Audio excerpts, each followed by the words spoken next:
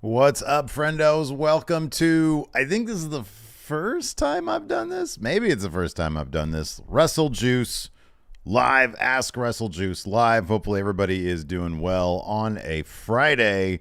We've got a bunch of big questions that you guys have to want answers to.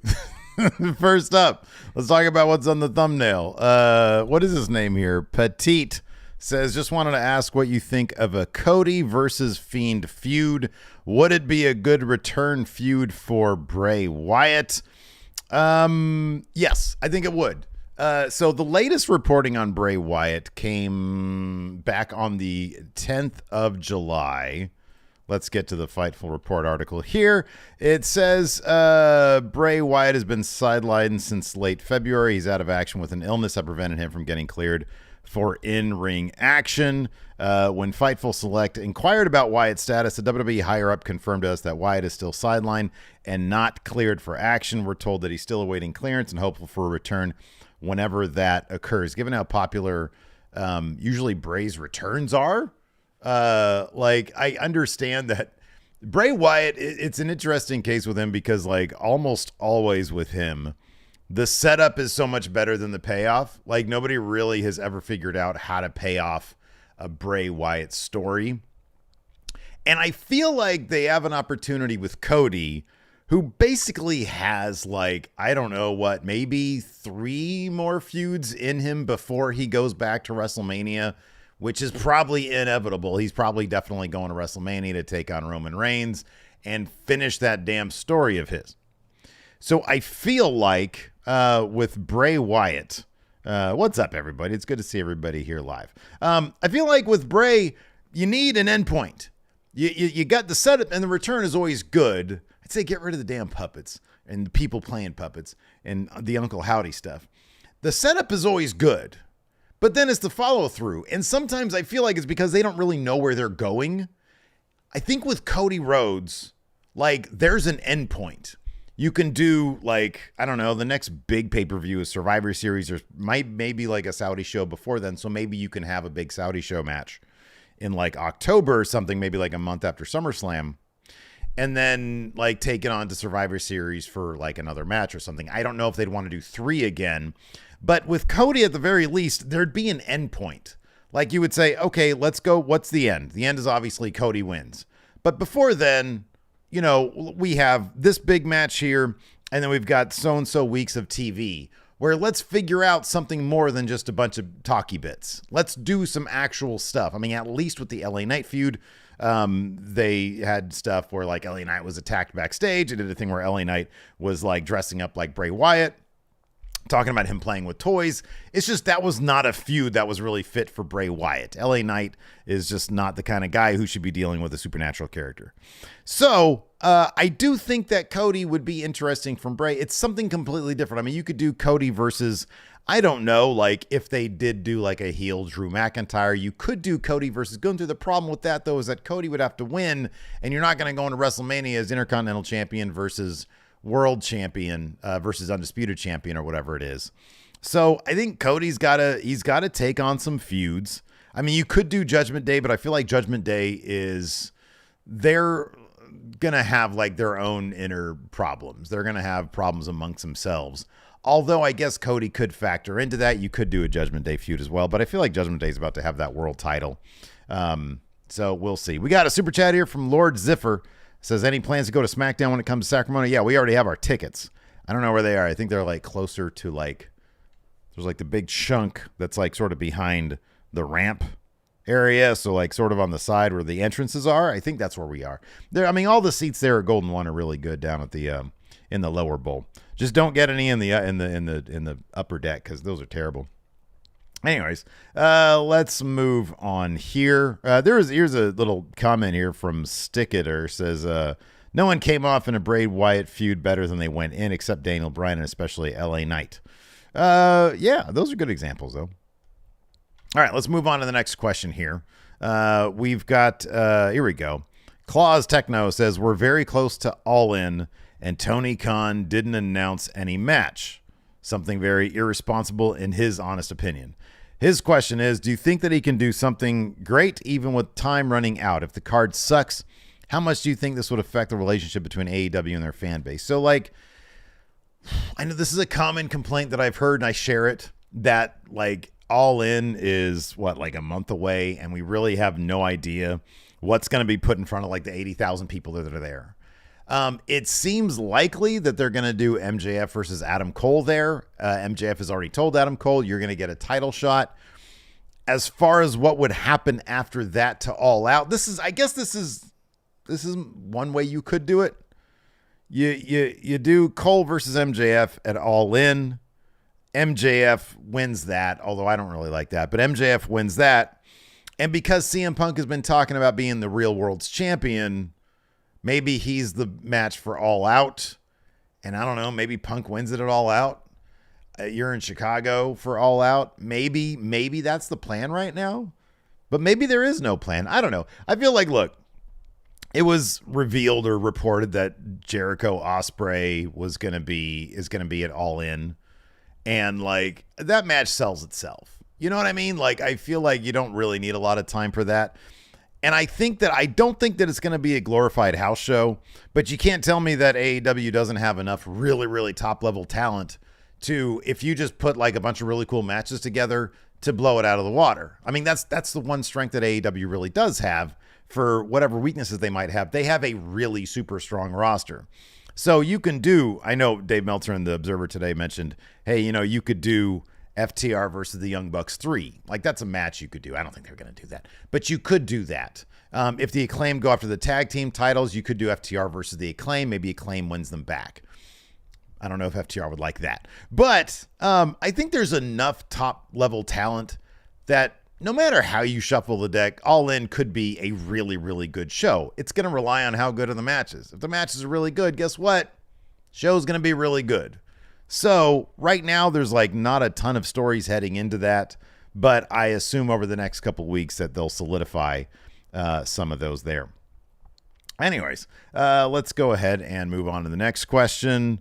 Okay, I've had this question before, and I kind of don't think it's I think it's much ado about nothing, but David Bruce, or E. David Bruce, says, do you think the union strikes will cause an unprecedented increase to pro wrestling's popularity? I don't know if you're really using the word unprecedented correctly there, because that means like an unheard of, like, all of a sudden the TV airwaves are going to be nothing but MASH reruns, and then everybody's going to have no choice but to focus on pro wrestling. That's not really how it works. No.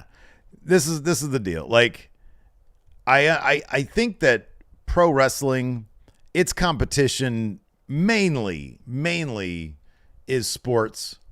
But I also feel like there's so many other things out there beyond movies and television that serve as competition for wrestling, that, like, if all of a sudden everybody who was watching, TV, all of a sudden TV and movies were no longer a thing, there would still be a lot of different options for people to watch things instead of running to pro wrestling. I feel like people who want to watch pro wrestling are watching pro wrestling. So if all of a sudden, like, they if everything became reruns, and I would imagine, I don't know how the strikes are going to affect reality TV. I don't know if reality TV hires like union writers to like write their stuff. I could be completely wrong about that, but I don't know. I imagine there's going to be all sorts of very creative paths that Hollywood takes to put a bunch of shit on the air. Because I feel like the last time there was a strike, they just relied on like reality TV, and that's why we had stuff like The Apprentice and shit like that. So I don't think that this is going to lead to all of a sudden people being like, oh, there's nothing else on the air, let's watch pro wrestling. I don't really think it works that way. I feel like pro wrestling is going to live or die based on the stories that are being told and the characters that we have available to us to watch. By the way, I'm getting these questions from the thread on the WrestleJuice community tab. So I'll hit up the live chat here a little bit here and there. Let's see here. Where was I? Chris McFadden says, Finn Balor winning seems like the best option, both character and storyline. What do they do with him if he loses again? If he loses, Damian Priest has to cash in at SummerSlam. I think one way or another, Judgment Day is walking out of SummerSlam with that title. I think the story to tell is Finn wins, and then Damian has to figure out, do I wait for him to lose it? Do I kind of try to slyly help him lose it? Or do I simply cash in on him? That tension right there within Judgment Day is the story. Seth will be fine without the title. Seth can move on to something else. The story is within Judgment Day, and that's why I think they're going to walk out of SummerSlam World Heavyweight Champion. Somebody is. Either Priest or Finn. I think it should be Finn. If Finn loses, and then Damian Priest is still sitting there with that briefcase, and Seth Rollins still has the World Heavyweight Championship, there's just Finn's on the sidelines. There's nothing for him to do. So I don't see that happening at SummerSlam. I would be really surprised, because at that point it's like, what do you do? Unless there's some additional wrinkle. If Finn is on the outside of the ring and he's about to beat Seth Rollins and Damian Priest hits him over the head with the briefcase, and they're beefing within Judgment. None of it makes sense unless somebody in Judgment Day wins the title. And I think that's the best way to go. Daniel Gannon says, if Damian wins, what do Rhea and Dom do? I don't know. I think Judgment Day's together because they want to be together. So, like, I don't know. And it makes sense for them all to be together because they all help each other. So if Damian ends up cashing in, let's say Finn loses clean, Damian cashes in and wins the title. Even that, I don't know, like, what you really do with that. Then, like, Finn's big issue was with Seth Rollins having the title. And so he wanted to target Seth and get that title off him, mainly as vengeance for what happened 7 years ago. If Damian cashes in after Finn loses, or his cash in is the reason why Finn loses, Judgment Day's pretty much over at that point. I feel like Finn's got to win. He's got to walk out of SummerSlam, and that tension between him and Priest, which has never really been explored before. The closest, I think, is sort of Evolution. Not surprising because Triple H is booking all this stuff.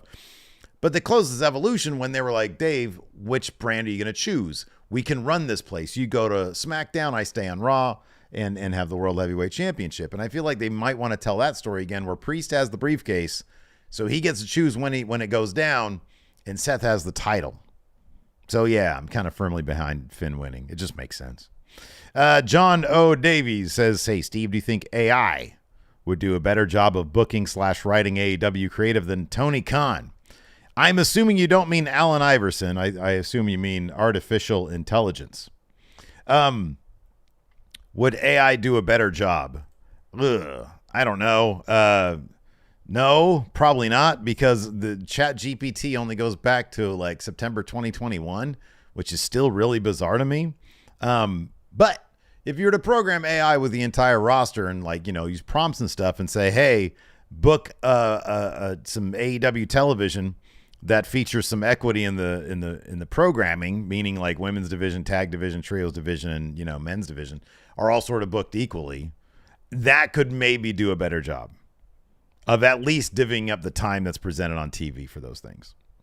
Let's see here. Guardian Ape says, with the already stellar match card and all the potential rumors of return, such as Bray Wyatt, The Rock, and Undertaker, does this SummerSlam have potential to be the best SummerSlam of all time? I don't know, because my memory is just dog shit. I have no idea what is considered the best SummerSlam of all time, so I really don't know. Could it be the best SummerSlam of like the last 5 years? Yeah, I think it could be. I totally think it could be. Last year was Triple H's first SummerSlam, and I recall that was a pretty fun one. But yeah. Quote the Raven says, what about this? Jay beats Reigns. Roman spears him out of his shoes in frustration, and Priest cashes in on Jay. I don't think they're going to put Judgment Day on. Maybe they will put him on both SmackDown and Raw. I don't know, man. That's a possibility. I don't really see that happening, though. That's too clever. Yeah, ratings would fucking fall through the floor if they did that. Let's see here. What other ones did I put the little heart thing on? Here we go. Santiago K says, do you see the LWO rising above where they are now as faces and actually accomplishing something, or will the return of a heel Legato help them reach that next level by turning on Ray like it did Dominic? In order to get to the next level, so it's a catch-22. In order to get to the next level, creatively speaking, they need to be heels. But to be heels, like, they're not going to be able to be the LWO, I don't think. At least, like, what are they going to turn on Ray and then Santos will be leading the LWO? I think Ray is sort of the draw of the LWO. Obviously, this Friday tonight on SmackDown is going to be a big sort of, signifier because they're doing Ray versus Santos. So we'll see if everything's going to be okay. I would imagine they're going to tease some amount of discord between Ray and Santos. I think that's probably going to be the case there. But they need to show off some personality or something, because basically it's Ray and, like, to a degree Zelina, and then a bunch of people that, like, are just sort of in step with Ray.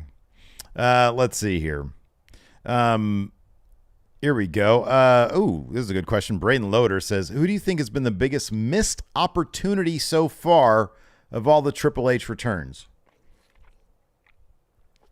I honestly kind of feel like it's Karrion Kross. I didn't realize he was going to be brought back just to take big losses. Like, they book him like he's a badass, but nobody really treats him that way anymore. He's going to beat Carl Anderson tonight on SmackDown if that match still happens. But, like, it's Carl Anderson. I know he pinned AJ Styles, but AJ's going to beat him in whatever final match they have. He just feels like an afterthought. He doesn't feel like a big deal. And I feel like Karrion Kross, if you you're not going to get a really, really good 15-minute match out of him, but as, like, sort of a force of nature character where he comes in and he demolishes people, they really dropped the ball on him. Let's see here. Stashua says, if Kenny and the Young Bucks go to WWE, do you think they'll get the Cody treatment? And who would you like to see them face in a WrestleMania match? So according to Fightful Select, according to Dave Meltzer, Kenny and the Young Bucks, it seems like they will be staying with AEW. Seemingly the Collision Dynamite split, so that they don't have to deal with CM Punk. You don't have to deal with them. It has been a success so far in its first month, which is good, I guess. I don't know. I think if Kenny and the Bucks end up going to WWE, they're not going to get the Cody treatment because, like, that's incredibly rare. They will be a really big deal. They'll be a really, really big deal. But Cody was like lightning in a bottle. He was the first guy to come from AEW. He just fit the WWE thing. His promos are like just so WWE. He has the red, white, and blue thing going on. He was just the perfect storm. And it's like they're kind of, fitting a round thing in a square hole or something, whatever the fucking, metaphor is. I don't know that they necessarily work great in WWE, or at least I don't think that they just inherently have that WWE thing that Cody has, including the history with the company. Let's see here. Round peg in a square hole. That's what it is. Round peg in a square hole. Right? It's not a square peg in a round hole. I'm not Tiger Woods says, with factions like the OC, LWO, Alpha Academy, and Judgment Day, should WWE do a 6-person mixed tag belt? No, I don't think they should. I don't really think that, like, more titles. There's one more title that I'd like to see in WWE, and somebody here had it. Here it is. Leon Cooper said, do you think WWE should bring back the Cruiserweight Championship title? No, but they should bring back something like it. They should invent something closer to the X Division title. Something that's just for really cool wrestling. NXT is loaded with guys right now who'd be perfect for that, by the way. And they kind of do that with the Heritage Cup. Just really cool wrestling, no matter what your size is. It could be like for Bronson Reeds and Axiom, It's like matching those guys up who just do really cool things. And then maybe you can, like, trade it in for a title shot of some sort. Like the option C thing for the X Division.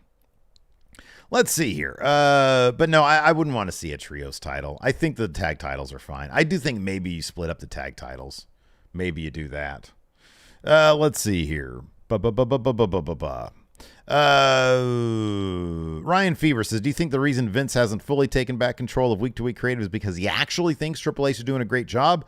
Or do you think higher-ups like Nick Khan are forcing him to stay as far away from that process as possible? I don't think anybody can force Vince to do anything. Now that he came back and Ari Emanuel embraced him, I don't think anybody's forcing him to do anything. I think he's realizing maybe that as long as everybody below him knows that he's watching and that he's got his, where's my red pen? He's got his red pen. I used to have a red pen around here. And that he's got his red pen out and he's editing scripts and stuff. I think as long as he knows that they know that his presence is there, why rock the boat? Why mess with a thing? Because things are going really good right now, he gets some of the credit for that. I mean, to Ari Emanuel, he probably gets all the credit for what other people are doing. Why mess with that? Why go down there? And I know Vince truly thinks that he would be best for that, but he's also savvy enough to understand things are going really well. As long as they continue to go well, I'm going to stay up here. If they start going really bad, then you'll see Vince move back to the day-to-day stuff. But right now they're going really well, and I just think that he's going to be like, I don't want to risk messing it up. Trini the hippie says the only person who can force Vince into something is his mustache. You think his mustache is like connected to his brain? It's controlling him as one of the aliens out there. All right, let's see here. Marvell says, hypothetically, if Tama Tonga, Tongalo, and Hikuleo came to WWE and feuded with the Bloodline, that could be a decent way to turn Roman face again, or could he just use Jacob Fatu and literally any other NOA on the indies to help further the feud with Usos and the Solos? And Solo, not Solos. I think they could be used, and I know that they're not related to him, but I think that they could be used in a way that'd be like, hey, you know, your family, and even if you're kayfabing it, your family and our family go back a long way, so we're connected, maybe not by blood, but by ritual or whatever. So, like, they can be incorporated into the Bloodline story that way. Exactly how that would play out, I don't know. I mean, if Roman Reigns was so pissed off that he lost the Usos and Solo, maybe he can reach to, like, sort of family-friendly mercenaries like those guys. They're all in the G1 right now. That's not going to happen anytime soon. But I think it's possible they could be integrated successfully into the story. Absolutely. Chad Knows More says, with the theme of SummerSlam being cool cars, what would your car be if you were in the video package? It'd be the Bullet car, right? Like, what was that? Like a 71 SS Mustang, something like that? What was Bullet's car? Let's see here. No, not Hullet. Bullet. It was a Steve McQueen movie. In the meantime, Dream Crazy says, good news. Yeah, LA Knight set to have a match at SummerSlam. Who should he face to get a push afterwards? Austin Theory for that U.S. title. I know Austin Theory right now has like the third longest reign in WWE history or something like that with the U.S. title. So maybe they're gonna have him break a stupid record or something like that. Car. Chase. Hold on a second. What was the car? Yeah, it was a Mustang. I think it was a 71 Mustang. Yeah, anyways, that was a nice one. That would be my car. Let's see here. Trini, her question is, do you think, as I do, Theory shouldn't be champ when it's clear that Waller/Knight would be much better suited to hold the title and the fans would be happier? I'm not saying Theory isn't talented. He's just not the next guy. I think you're absolutely right. I think they're probably trying to break the record with the U.S. title because they know that eventually Theory is going to be a main eventer. I think Theory's probably going to be a main eventer too. I just think it's going to take him a while to get there. It takes one good character beat, as we saw with John Cena, to get to that John Cena level. They don't seem to be in a big hurry with Theory. He's just holding on to that U.S. title. I do hope that he drops it because I think that'd be good for his character, and he needs to focus on that. But I kind of understand, okay, we've got this young guy. He's going to be here for life. We're going to make him the record holder for the U.S. title, and then he can drop it. I don't know how much longer it would be. I have no idea what the current record is. Hopefully it's not too much longer.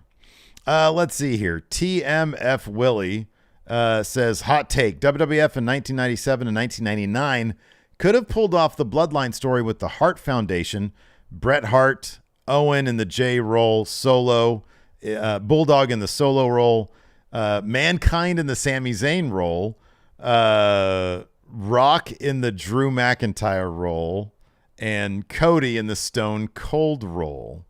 Oh, I like that. That's really good. What about who'd be Pillman in that situation? That's a really cool idea. I like that. Cody says here in the live chat, did you know that Jey Uso is undefeated at SummerSlam. I didn't know that, but that's probably going to change. Let's see here. Does Ambrose have the I know Ambrose had it forever. That was kind of similar. He rarely defended that thing. I like that. Who's gonna be the Pillman of that Bloodline storyline? Who's like the modern day Pillman for that? Like Kevin Owens?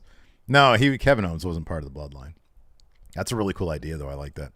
All right, let's see here. More questions from the thread. Let's see here. Got that one. Okay. Ooh. We'll address this one. Diehard Homer says, I saw this from Lufisto on Twitter.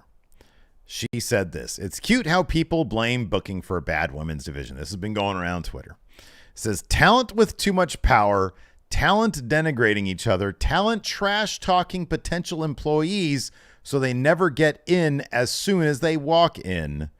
It starts here. Diehard Homer says, without naming names, it's obvious who she's talking about. There's a lot of speculation that she's talking about Britt Baker. Does Tony Khan just want to seem like the cool parent and not step in to stop it? Man, I'm not backstage, and I don't know what's going on. But, you know, man, I'll just say this. You would think it'd be better to have a happy locker room without all the backstabbing and the politics and stuff. And Britt has been strangely stubborn about the whole Thunder Rosa thing. It's, you know, dude, it's like you already have yours. And that's the thing about AEW, though, because they don't book their women's division very prominently. It's going to lead to shit like this where people are starting to backstab just to get their moment on TV. Like, I want to get my sentence on TV. I want to get a little video package of me talking about a match that may or may not happen 3 weeks from now on TV. And so you're going to have people just, you know, being absolutely brutal backstage just to get some time. Like, you don't hear about 2.0 doing this because they're not featured prominently, but they have TV time like every single week on like multiple shows sometimes. None of the women can say that except for Britt Baker. And she probably wants to keep that spot because nobody else gets on TV these days. So I don't know. It sounds bad. I'm not going to pile on because I'm not there. I'm not in the middle of it. I'm not in the mix. I'm sure Lufisto knows a lot more than I do. And if she decides to say something, then have at it. Oh, here we go. Knucklehead says, FYI, Theory is 108 days off of Ambrose's WWE record U.S. title reign. So 108 days is what, like around 3.5 months, 4 months? Yeah.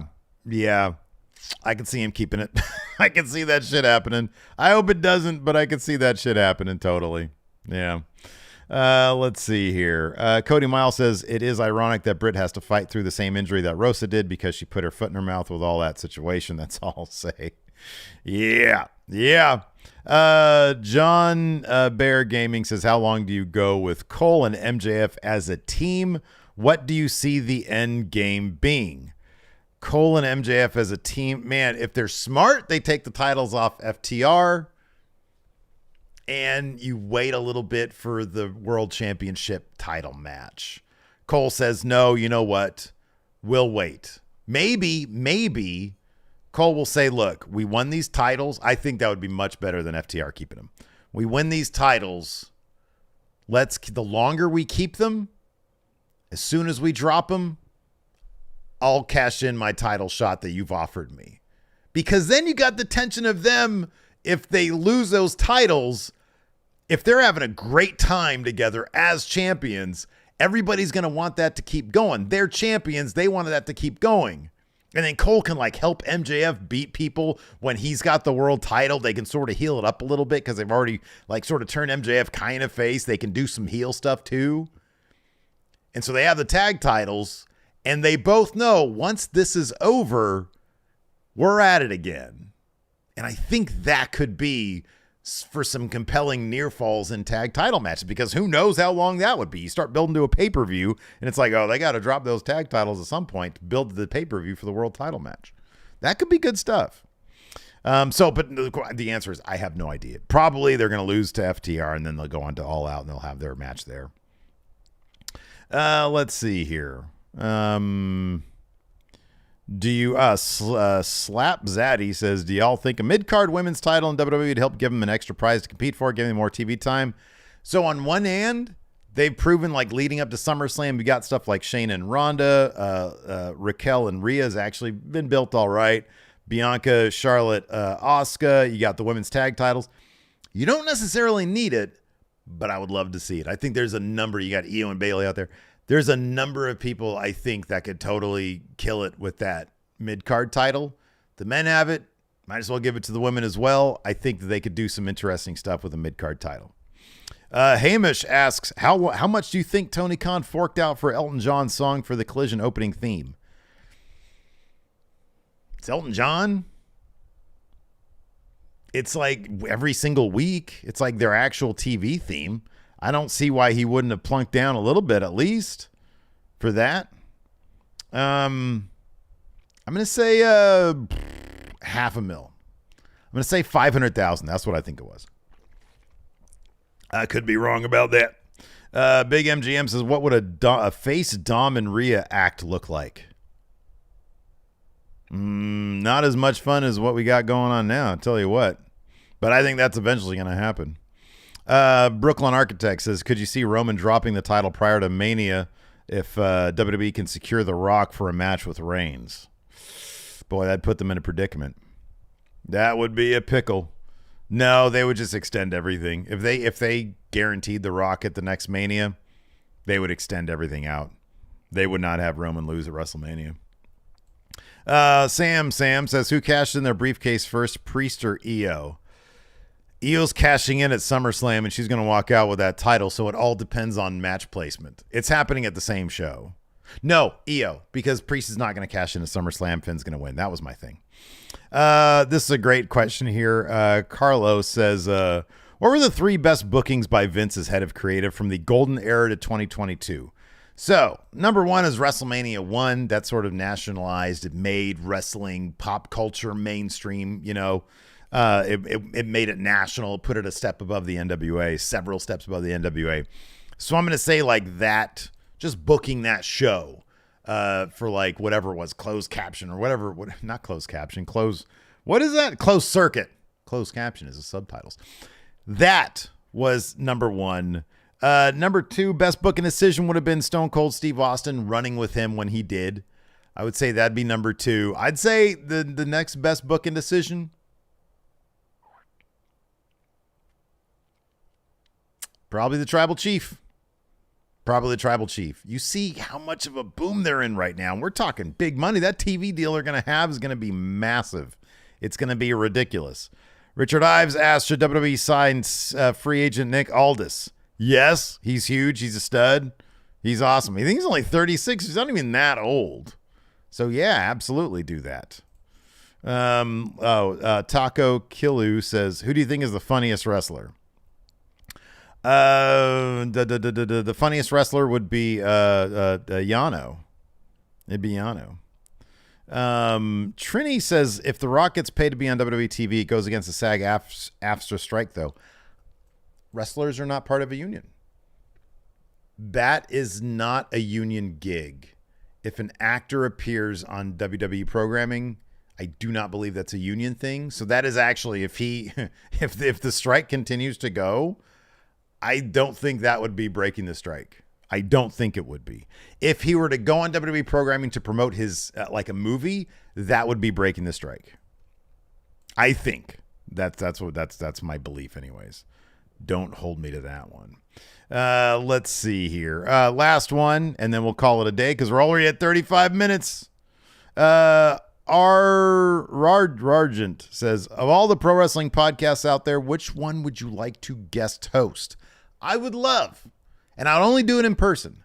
I would love, because I've already guest hosted on Wrestle Talk.